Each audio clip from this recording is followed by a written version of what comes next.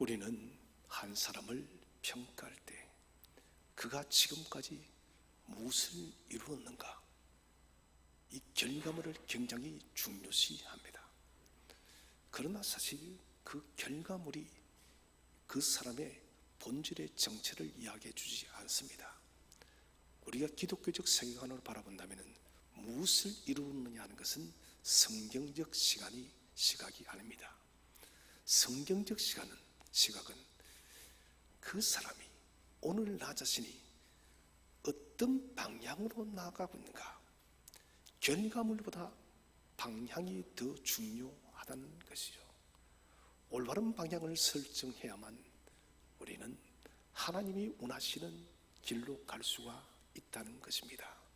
그래서 우리는 이 10월에, 가을에, 이 복된 날에 한번 깊이 생각해 봐야 됩니다. 내 인생의 방향은 어디로 가고 있는가?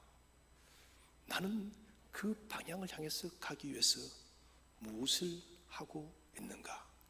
이것을 진단해야 된다는 것입니다.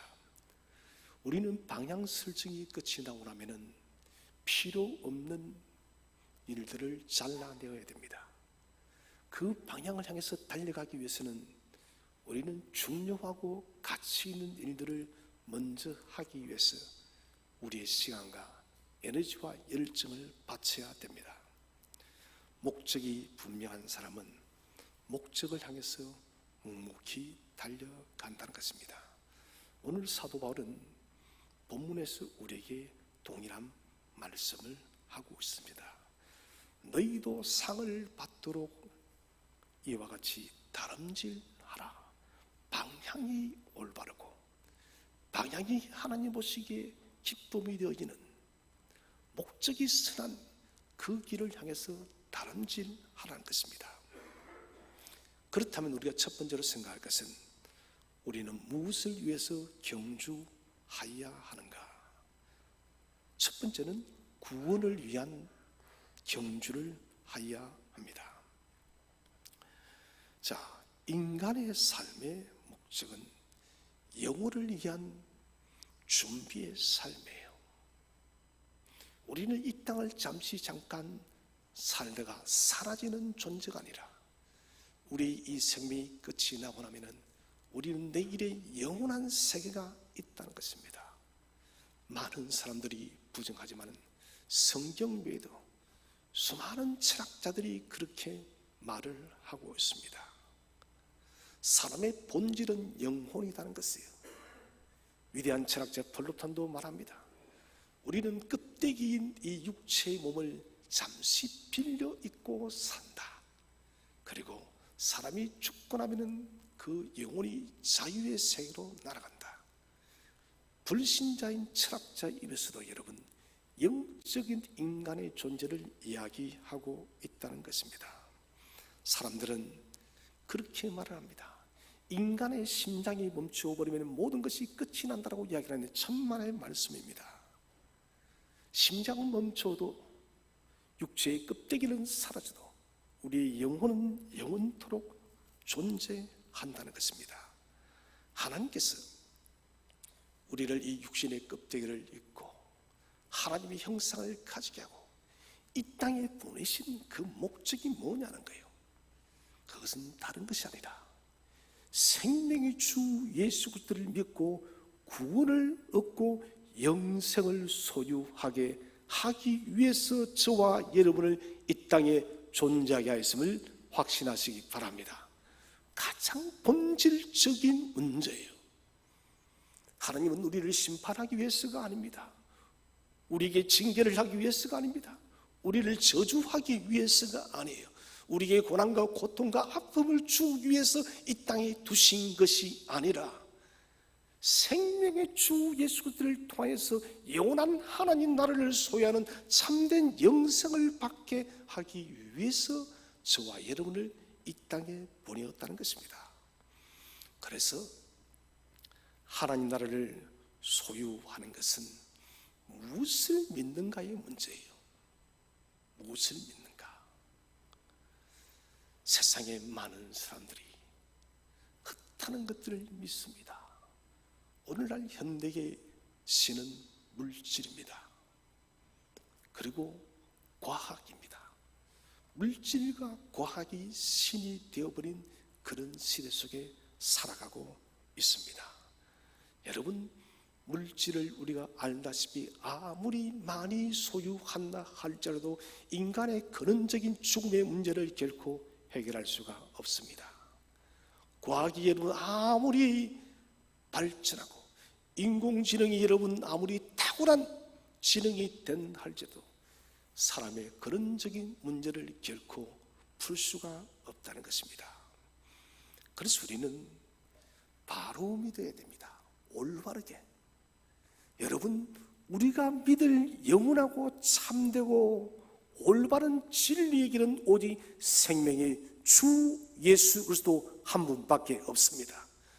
그분만이 우리를 이 절망과 아픔과 눈물과 사망의 세계에서 건질 수가 있다는 것을, 여러분 우크라이나 땅을 보십시오.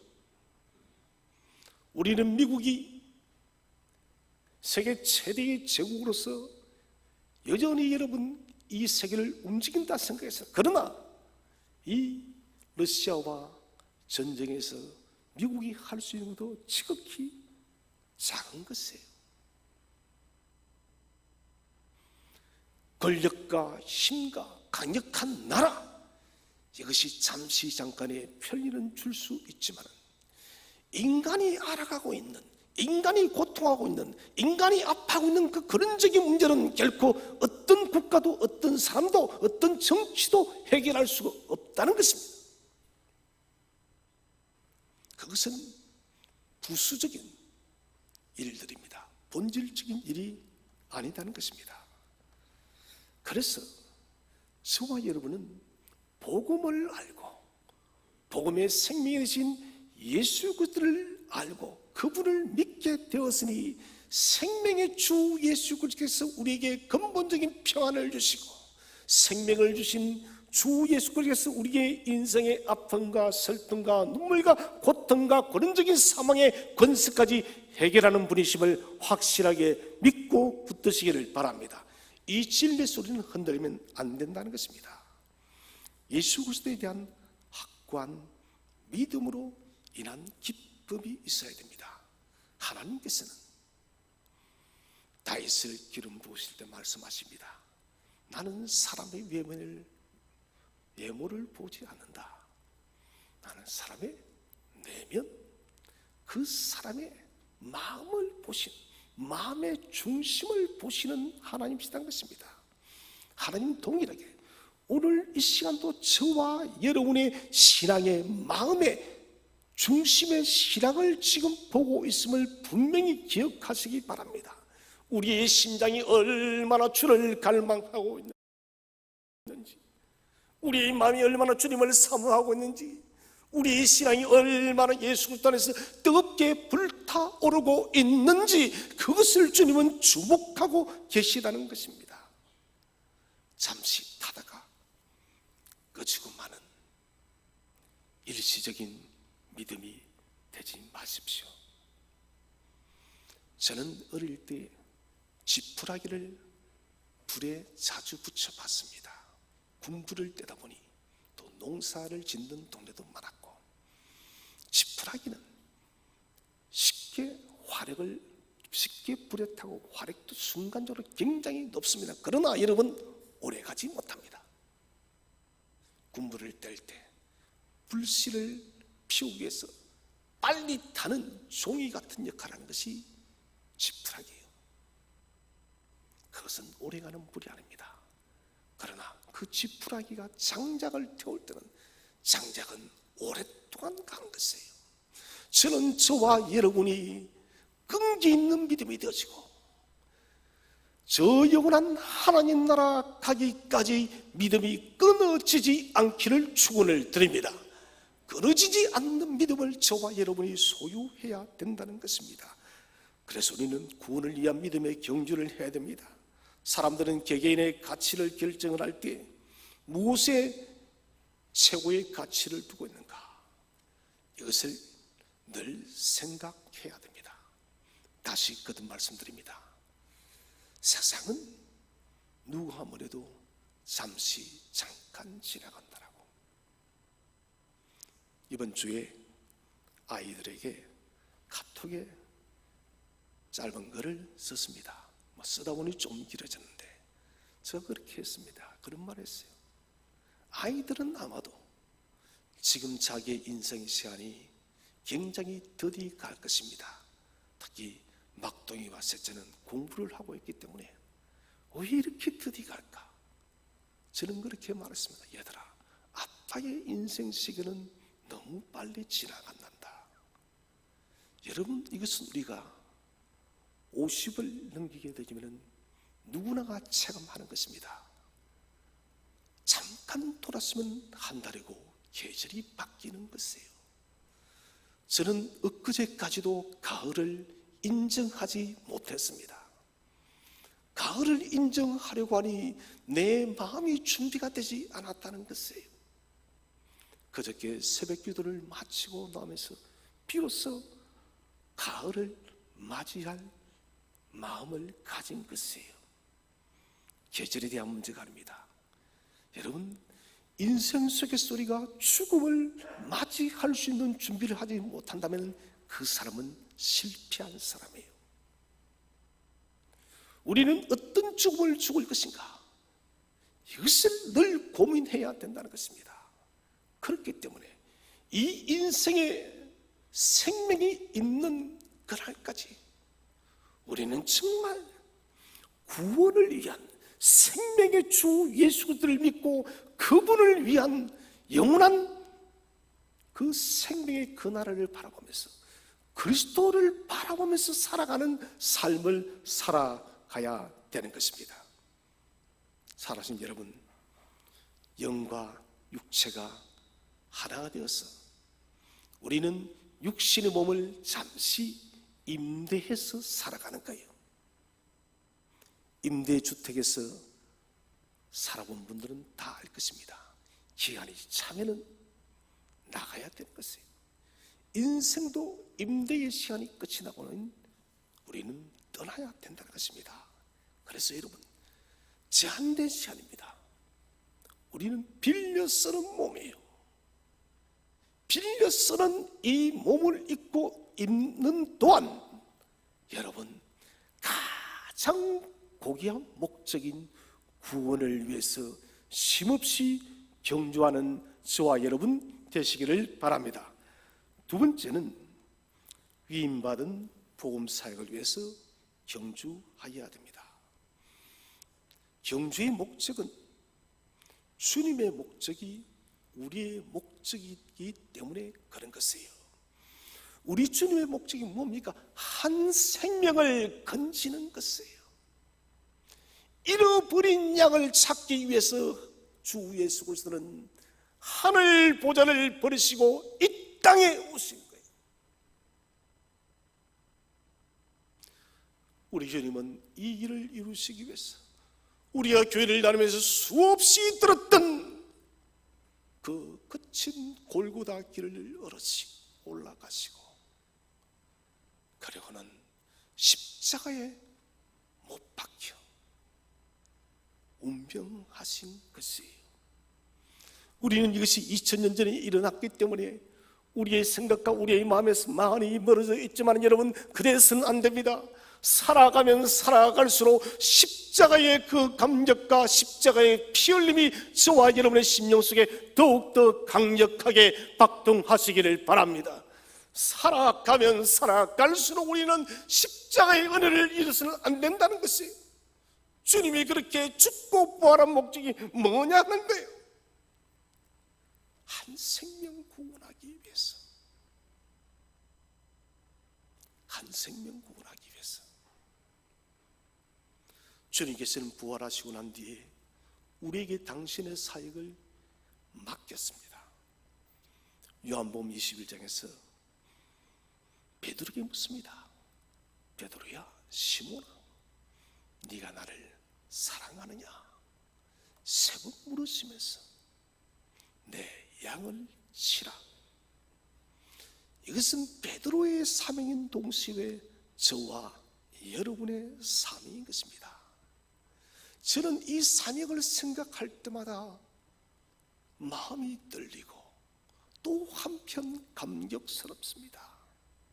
이 복음 사역이 대체 뭐예요?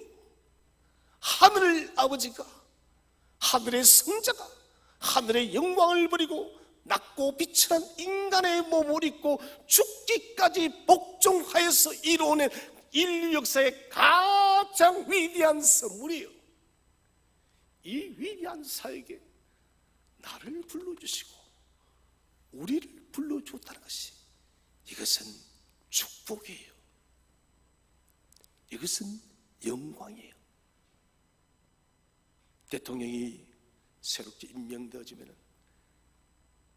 자기 부서에 필요한 장관들을 임명합니다. 제가 보니까 장관 임명을 요청하면 고사하는 사람이 거의 없습니다. 허물이 있든 없든 간에 대통령이 장관을 시켜준다면 그냥 기뻐서 어찌할 줄을 몰라한다는 거예요. 여러분, 일국의 한 나라의 대통령의 장관이 되는 것으로 사람이 그렇게 여러분 영광스럽게 생각하는데, 하물며 만유의 주여, 온 이 세계의 온 우주에 참 왕이신 하나님 나라의 복음사에게 우리를 불러준 것을 참된 영광과 기쁨으로 여기시기 바랍니다. 이것만큼 기쁜 것이 없는 것이에요. 위임받은 사명을 잘 감당해야 됩니다. 여러분, 사명을 감당하기 위해서는 열정이 있고 헌신이 있고 부지런해야 됩니다. 세월을 아끼시기 바랍니다.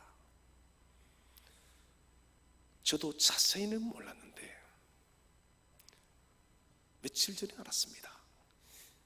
인류 역사가 출발하고 난 뒤부터, 아담 하부터 지금까지 우리가 코로나 때문에 인류가 인류끼리, 사람과 사람이 분리 격리되는 시대는 처음이었대요. 여러분, 저는 중세시대 패스트 시대 때는, 그때는 워낙 무서운 전염병이니까 그때도 저는 동일하게 격리할 줄 알았습니다. 아니었습니다. 그때는 과학이, 의학이 발전하지 못했기 때문에 사람들이 뭔지도 모르고 죽었고 사람을 격리시키지 않았다는 거예요. 그런데 이제 첨단의 과학과 의학이 발전하다 보니 바이러스 앞에서 사람을 분리시키는 거예요. 우리는 많이 느꼈습니다. 이 분리가 얼마나 무서운 것인 줄을. 성도와 성도의 화합을 깨는 것이에요. 이 분리는 생명의 복음을 전하는데 큰 걸림돌이 되었습니다. 교회가 위축되어지는 중요한 요소가 되었습니다.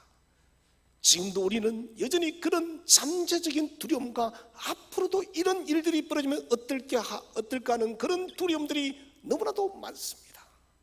여러분, 통제에 불능한 시대가 머지않아서 찾아오게 되십니다. 통제 불능한 시대가 찾아오면 그때는 더 이상 복음을 전할 수 없는 것이에요.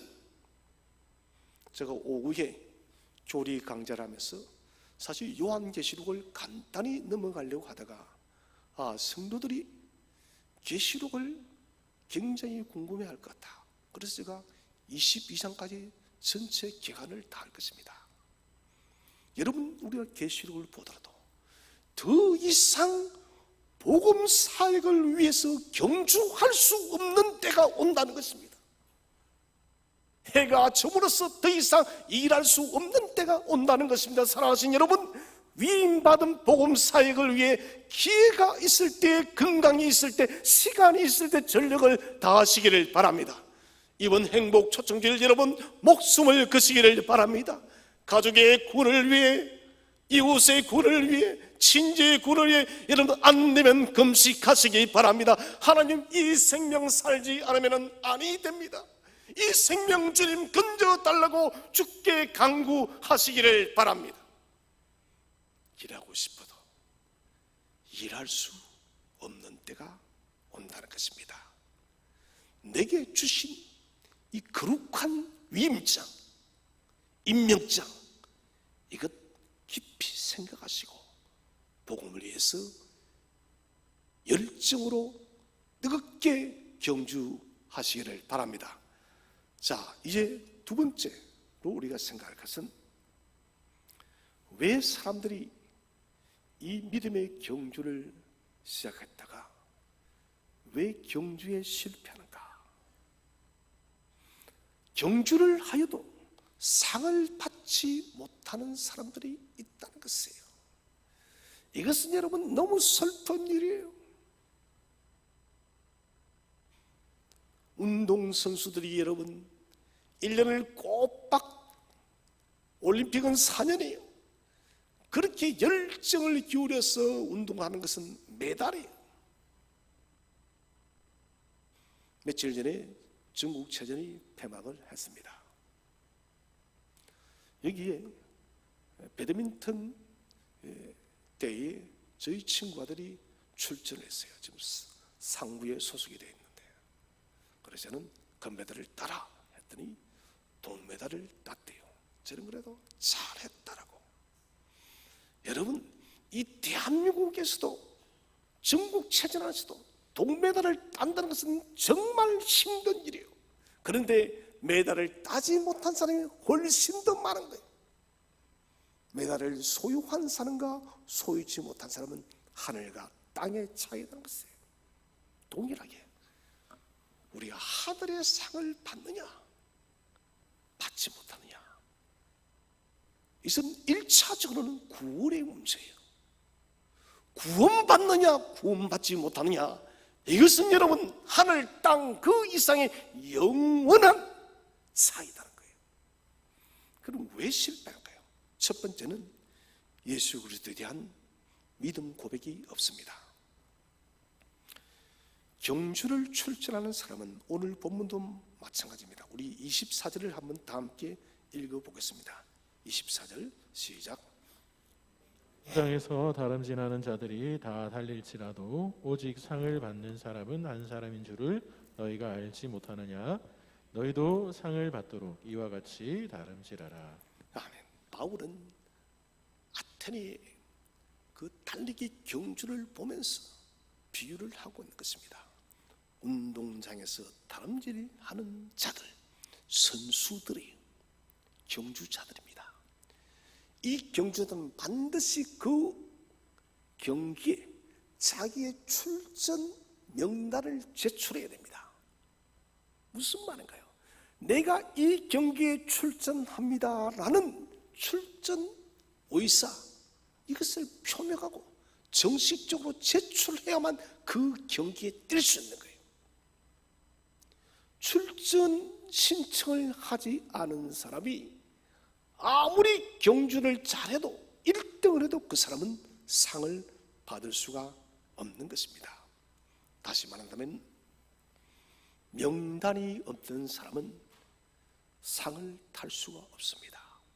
아무리 경주를 잘해도 복음의 다름질, 복음의 경주, 믿음의 선한 경주에도 여러분 이름을 등록치 않는 사람이 있습니다.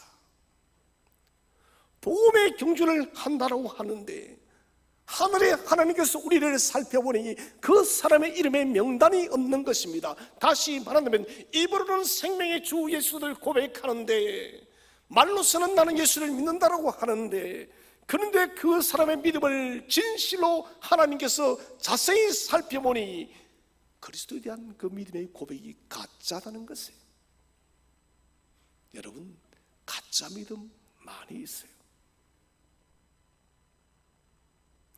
말의 고백만으로 하나님 나라의 명단에 들어갈 수가 없는 것입니다. 여러분, 이런 사람은 경주도 끝까지 다 완주할 수도 없을 뿐더러 결단코 혹 그가 경주했다 할지라도 그런 하나님 나라에 들어갈 수가 없는 거예요. 우리는 주님의 비유 속에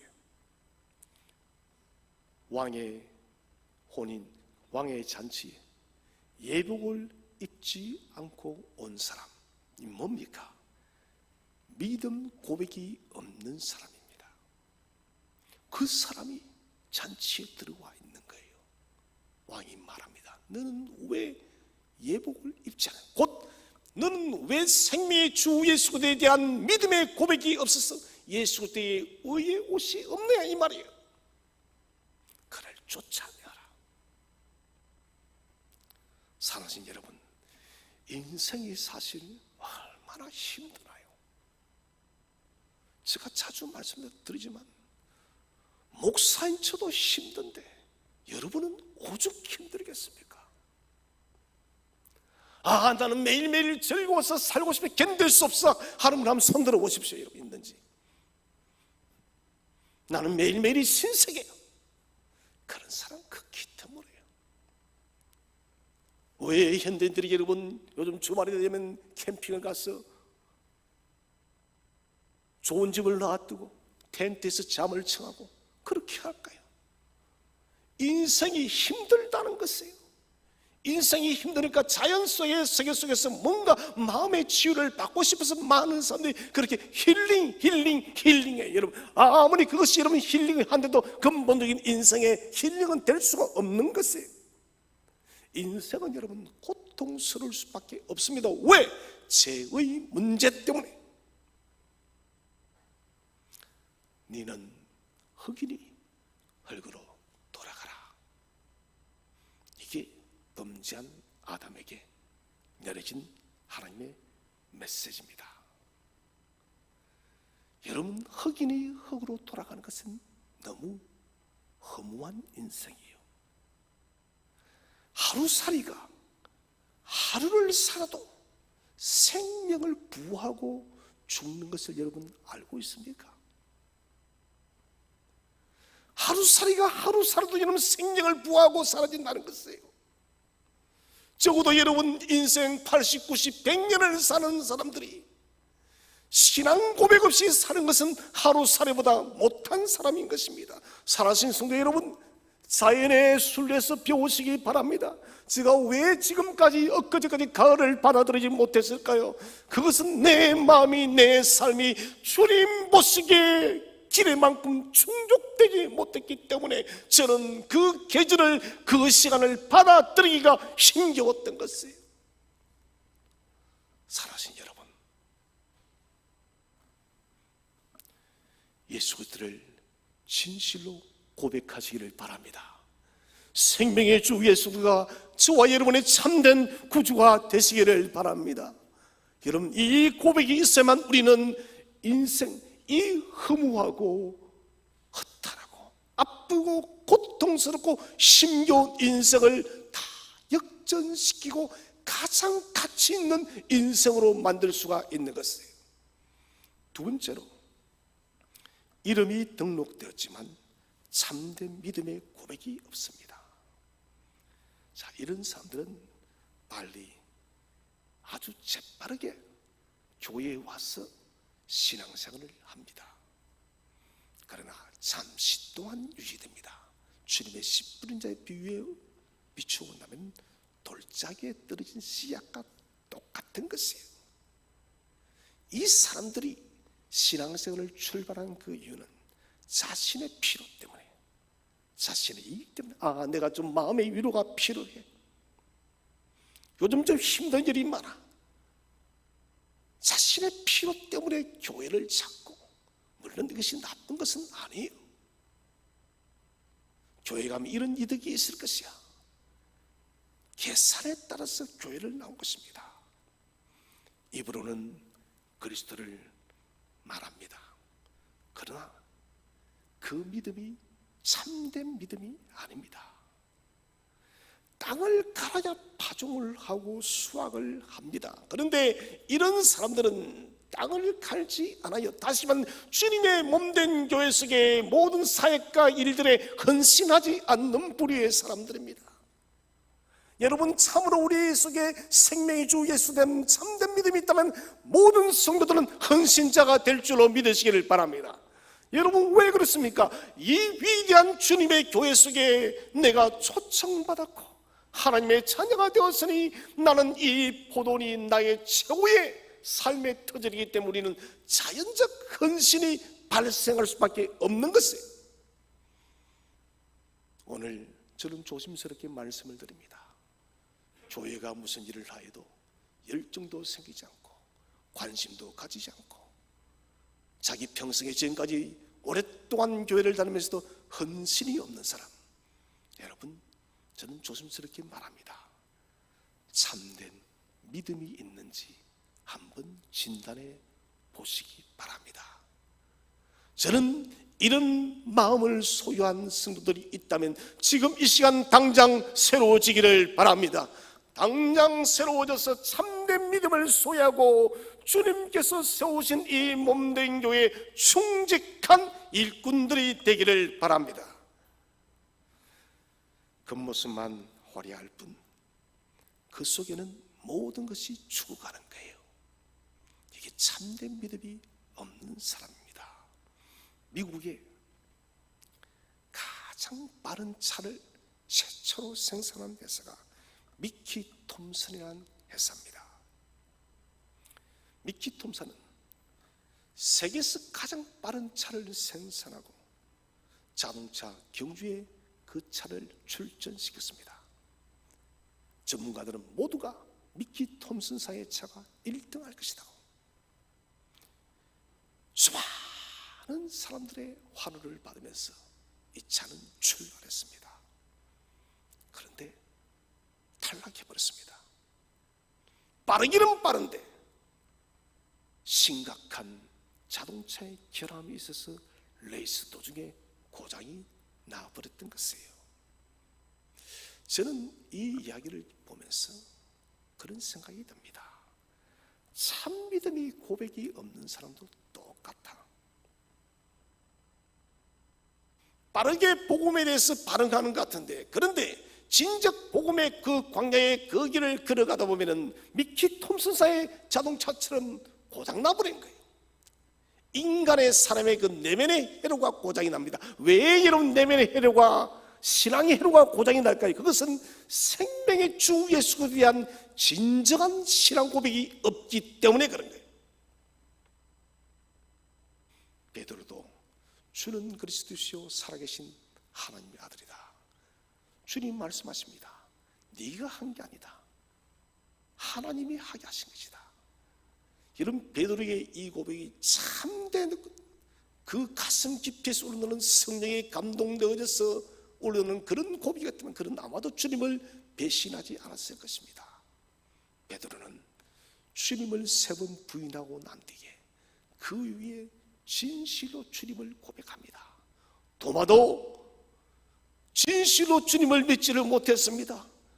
부활한 주님을 만나고 난 뒤에 주님의 그 상실한 자국을 만지고 난 뒤에 주님은 나의 주요 나의 하나님이라 이렇게 고백한 것이에요. 사랑하신 성도 여러분, 저와 여러분, 우리 샘떡의 모든 성도님들이 시냇가에 심겨진 나무처럼 뿌리 깊은 믿음을 소유하기를 축원드립니다. 흔들리지 않는 믿음, 이것이 아름다운 것이에요. 세 번째는 너무 많은 짐을 지고 살아가기에 승리할 수가 없습니다. 경주를 하면서 너무 인생의 짐을 너무 많이 짊어지고 있어요. 가정을 걱정하는 것은 기본적인 것입니다. 직장 마찬가지예요. 그런데 그 외에 불필요한 것들 너무 많아요. 이런 온갖 짐들을 짊어지고 주님을 바라보려고 하느니 주님을 바라볼 수가 없어요. 왜요? 인생의 짐이 생명의 주님을 다 가려버리는 것이에요. 여러분, 장애물을 채워버리시기 바랍니다. 주님을 똑바로 바라보기 위해서 주님을 가리는 장애물을 제거하시기를 바랍니다. 그래야만 우리가 힘찬 경주를 하는 것입니다. 우리 한번 성경을 읽어보겠습니다. 누가복음 18장 24절 25절 시작. 예수께서 그를 보시고 이르시되 재물이 있는 자는 하나님의 나라에 들어가기가 얼마나 어려운지 낙타가 바늘 귀로 들어가는 것이 부자가 하나님의 나라에 들어가는 것보다 쉬우니라 하시니. 아멘. 이 재물은 오늘 현대인들의 우상입니다. 서도에도 말씀드렸지만, 그리고 디모데전서 6장에서도 너희는 돈을 사랑하지 말아라. 일만 악이 여기서 나온다고 했습니다. 탐심이란 것입니다. 이 재물이 있다 하여서 이 말은 뭐냐? 과도한 탐심이에요. 이것은 우상 숭배가 되어집니다. 재물이 우상이 되어진 사람은 하나님 나라에 들어가기 얼마나 어려운지, 낙타가 바늘 귀로 들어가는 것이 차라리 그게 가능하다는 거예요. 사랑하신 여러분, 우리는 특히 현대인들뿐만 아니죠, 자본주의가 출발한 이래부터 인간은 재물로 인한 그 근심을 단 한순간도 놓친 적이 없어요. 언제나 이 재물에 대한 짐이 우리에게 문제가 되어졌습니다. 자본이죠, 돈입니다. 현대에 있어서는 더욱더 심화됐습니다. 지금 우리나라에 여러분 계층이 없는 것 같습니까? 아닙니다. 계급이 있습니다. 상류층,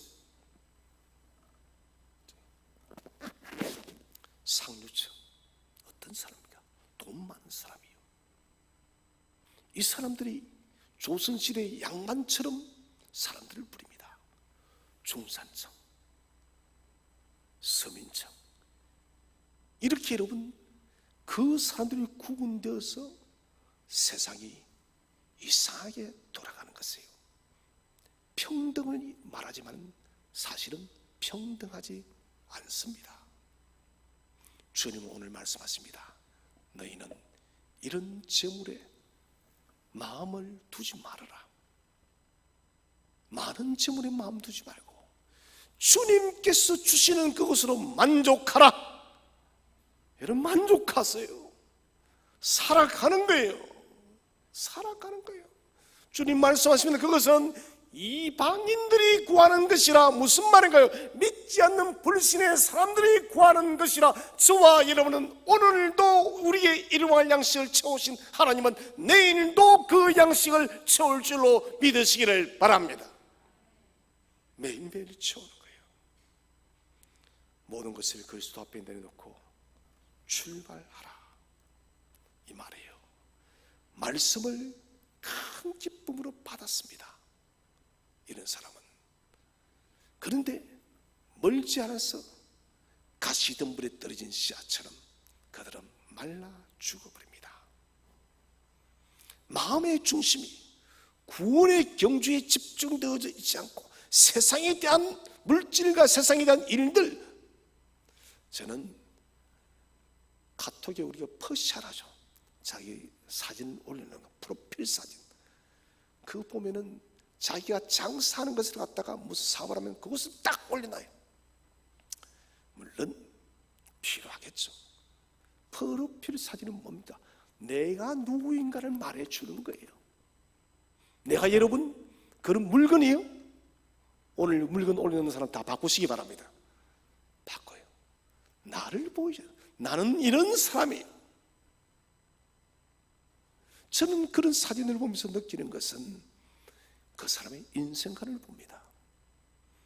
이 사람은 물질에 모든 것이 사로잡혀 있구나. 그렇기 때문에 모든 생각들이 그 물질을 모으기 위해서 모든 관심과 일들이 다 가는 것이에요. 무엇을 먹을까? 마실까? 입을까? 하나님이 공급하십니다, 여러분. 하나님이 공급하시면 알고도 내가 공급해야 된다라고 말하는 거예요, 여러분. 사렙다 가부가 여러분 밀가루 통에 자신이 만들었나요? 아닙니다. 엘리야가 명한 대로 갔더니 그날 먹을 만큼의 밀가루가 있습니다. 그 다음날 또 갑니다. 하나님이요, 오늘 먹을 양식이 있어야 되면 하나님은 그대로 채워준 줄로 믿으시기를 바랍니다. 내가 만드는 것이 아닙니다. 그래서 사람들은 하나님의 섭리와 역사를 마치 로또 복권 당첨처럼 우연하게 소 뒷발질 하다가 맞았더라고, 그렇게 말을 한 사람이 있어요. 정말 어리석은 사람이에요. 우리 한번 성경을 읽어봅시다. 너무나도 유명한 말씀이죠. 시편 127편 1절 시작. 여호와께서 집을 세우지 아니하시면 세우는 자의 수고가 헛되며 여호와께서 성을 지키지 아니하시면 파수꾼의 깨어 있음이 헛되도다. 아멘. 주께서 집을 세우지 않으면 세우는 자의 수고가 헛됩니다. 여러분, 무너지는 거예요. 여호와께서 지키지 않으면 파수꾼의 깨어 있음이 헛됩니다. 이번 주 큐티를 했습니다. 압살롬이 놀라운 반역을 냈지만은 하나님은 당신의 방법으로 압살롬의 반역을 잠재버렸습니다. 다윗이 하나님을 의뢰하니 하나님이 행하였음을 믿으시기 바랍니다. 오늘 또 큐티를 했습니다. 요수아가 가나안 남부 지역 연합군과 싸움을 치를 때 하나님이 하늘에서 우박을 내리신 거예요. 하늘에서 우박이 떨어지자 그 연합군들은 정말 어찌할 바를 모르는 거예요. 여호와께서 여호수아와 함께 싸웠음을 믿으시기를 바랍니다. 그래서 우리는 우리의 수고로 무엇을 채우려고 하지 마시고 하나님의 도우심을 구하시기를 바랍니다. 젊은 사자는 궁핍하여 줄일지라도 여호와를 찾는 자는 모든 좋은 것에 부족함이 없으리로다. 여호와를 찾는 자는 모든 것에 부족함이 없습니다. 짐을 내려놓으세요. 너무 욕심 많이 가지지 마세요. 저는 어릴 때 자주 생각합니다. 어릴 때 저의 기쁨은 아주 단순했습니다. 여러분, 어른들은 기억할지 모르겠네요. 라면 땅이라는 그 과제를 아시나요? 10원인가 아마 했을 거예요. 지금은 10원 돈도 아니죠. 요즘 같은 뽀빠이 같은 거죠. 라면 땅 뽀빠이. 저는 그 10원짜리 그 과자 한 모금만 쓰면 모든 세상을 다 가진 것 같았어요. 지금은 그런데 제가 먹고 싶은 것을 마음껏 사도 만족이 없어요. 소유의 욕망의 욕구가 바닷물 마시는 것과 똑같은 것이에요. 마셔도 소유에도 계속해서 갈증이 난다는 것입니다. 여러분, 인생의 짐들이 자꾸 쌓이면 그것이 돌덩이가 됩니다. 돌덩이가 되면 치울 수가 없습니다. 지금 우리가 믿음의 경주를 하는데 우리의 등을 짓누르는 모든 짐들을 당장 제거하시기를 바랍니다. 마지막 세 번째 주제입니다. 생명다하는 그날까지 하늘의 경주를 해야 하는 이유. 첫 번째, 반드시 승리해야 되는 구원의 경주입니다. 이겨도 되고 패배해도 되고, 쉽게 말해서 요즘 잘 싸, 젊은이들 말이에요. 졌지만 잘 싸다, 이게 아니에요. 구원은 졌지만 잘 싸웠다는 말이 통하지 않습니다. 반드시 승리해야 됩니다. 구원의 문제를 결정하는 경주. 이 경주를 할 때 이런 수많은 공격들이 찾아옵니다. 인생의 이런저런 풍파들이, 사탄은 그런 고난과 아픔과 수고로움을 통해서 우리의 이 경주를 자꾸 방해를 합니다. 우리는 그때마다 여러분 전력을 다해서 달려가시기 바랍니다. 어디로요? 여호와의 품으로 달려가시기를 축원을 드립니다. 여호와는 우리의 영원한 성이요, 우리의 방패시요, 우리의 능력이요, 우리의 구원이심을 믿으시기를 바랍니다. 여호와께 달려갈 때 여러분 우리는 안전하다는 것입니다. 원수 마귀가 우리를 여러분 목덜미까지 잡으러 왔다가도 우리가 주의 품에 안길 때 원수 사탄 마귀는 사라질 줄로 믿으시기를 바랍니다. 포기하지 않는 믿음을 가져야 돼요. 히브리서 4장 11절을 읽어보겠습니다. 시작. 그러므로 우리가 저 안식에 들어가기를 힘쓸지니 이는 누구든지 저 순종하지 아니하는 본에 빠지지 않게 하려 함이라. 아멘. 저 안식에 들어가기를 힘쓸지니, 저는 오늘 저와 여러분 모두가 안식에 들어가기에 전력을 다하시기를 바랍니다. 또한 우리의 가족, 우리의 이웃, 우리 태신자가 이 안식에 들어갈 수 있도록 전력을 다하시기를 바랍니다. 여러분, 생명을 구원하고 생명을 바른 길로 인도하는 자는 저 무별처럼 빛날 줄로 믿으시기를 바랍니다. 한성민이 구원을 받고 한성민이 주께로 돌아간다면 여러분, 하늘에서는 위대한 천국 잔치가 펼쳐지는 거예요. 포기하지 않으면 때가 이르면 거둡니다. 먹구름이 꼈다 해서 태양이 없는 것이 아닙니다. 구원의 목적지가 보이지 않는다 해서 목적지가 없는 것이 아닙니다. 구원의 경주는 믿음의 인내를 먹고 삽니다.